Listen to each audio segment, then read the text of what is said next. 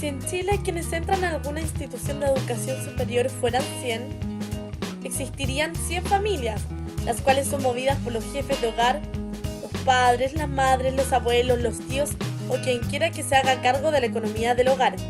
De acuerdo a sus trabajos, estas familias están caracterizadas por la desigualdad. Este gráfico representa a los estudiantes de educación superior en Chile de acuerdo a su origen socioeconómico y la escolaridad del jefe de hogar. La línea roja representa a los estudiantes que llegaron a matricularse en la educación superior. Como se ve, los padres de estos estudiantes estuvieron en promedio al menos 14 años en el sistema educativo. En cambio, entre quienes no se matricularon en la educación superior, se indica que algunos de sus padres ni siquiera completaron los 12 años de educación obligatoria. Esto es notorio en los dos primeros deciles de la sociedad, que representan a los sectores más pobres. ¿Qué nos dice este gráfico entonces? Que las posibilidades de entrar a la educación superior son más bajas para los jóvenes más pobres de la sociedad y están prácticamente aseguradas para los que tienen más. Esto se traduce en que, de cada 100 jóvenes del primer quintil, solo 23 ingresan a la educación superior, mientras que en el quinto quintil esta cifra asciende a 68 estudiantes de cada 100. La gran mayoría de los estudiantes de educación superior son del quintil con más poder adquisitivo en la sociedad. ¿Por qué ocurre esto? En Chile, el principal actor que sostiene la educación es la familia. Las familias sostienen económicamente al sistema escolar a través de dos vías. Una de ellas es entregar parte de su riqueza al Estado.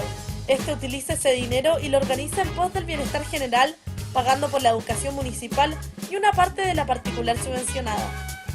La otra vía es cuando la familia compra al mercado el derecho a la educación, como ocurre en la educación privada. De cada 100 estudiantes, 47 asisten a establecimientos municipales, 6 a establecimientos particulares y 47 a establecimientos particulares subvencionados. De la educación que es financiada completamente por el Estado, se obtienen los peores resultados en la prueba de selección universitaria, promediando en los colegios municipales 449 puntos en la última PSU. En cambio, en aquellos colegios en los que las familias deben invertir dinero, además de sus impuestos, los resultados son mejores. El Estado entonces paga por malos colegios que sacan malos puntajes, reservando la mejor calidad para aquellos que pagan. ¿Dónde se matricularon estos estudiantes? 18 asisten a un centro de formación técnica, 27 a un instituto profesional, 25 a universidades tradicionales y 29 a universidades privadas. Las universidades tradicionales son las que exigen resultados más altos en la PSU. La mayoría de los estudiantes entonces deben matricularse en cualquiera de las otras instituciones.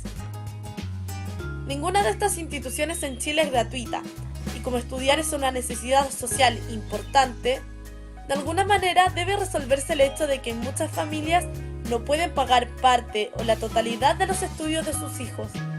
Para esto existen dos tipos de soluciones.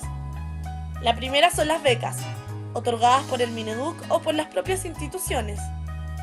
La segunda opción son los créditos, los fondos solidarios, crédito con aval del Estado y el crédito Corfo.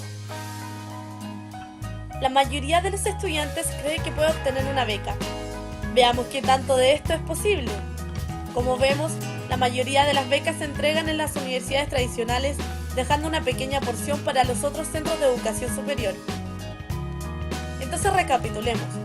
Aquellos estudiantes que estuvieron en un colegio municipal probablemente obtuvieron un mal puntaje en la PSU, por lo que tuvieron que ingresar a una institución que exige bajos puntajes o de frentón no exige pruebas de selección, para luego descubrir que allí es donde tienen menos probabilidades de recibir una beca de parte del Estado.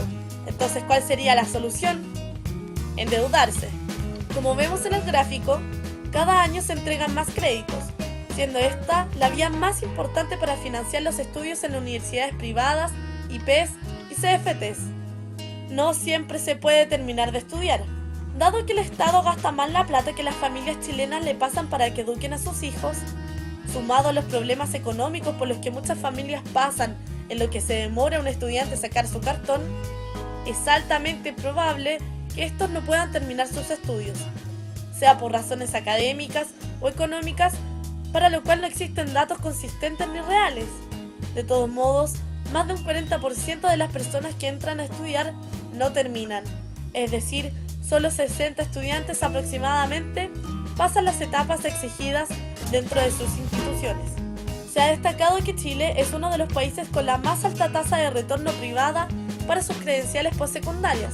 Es decir, el país donde estudiar es mucho más conveniente para el futuro, ya que se argumentan que tomar créditos es un muy buen negocio, ya que si no tienes plata para estudiar, te la prestan, y como en Chile estudiando ganas mucho, te demoras poco tiempo en recuperar la inversión que tuviste que hacer. El problema es que eso es aplicable en principio para quienes logran 1.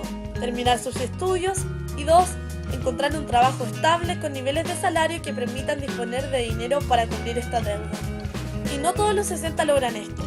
Son muchos los que no encuentran trabajo o terminan trabajando en algo no relacionado con sus estudios.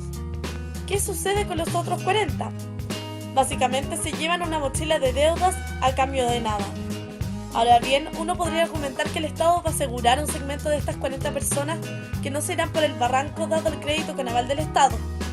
Pero ¿quién está pagando la capacidad del Estado en convertirse en aval? Sí, adivinaron, las familias, que tuvieron que pasar por todo este juego. En efecto, el trabajo de las familias se va al Estado. Es utilizado por este para hacer el aval de una deuda. Es decir, el trabajo de esas 40 familias está siendo usado para pagarle a las contrapartes del crédito, a cambio de que sus hijos se vayan con un par de años de escolaridad más que no les sirvieron para encontrar trabajo.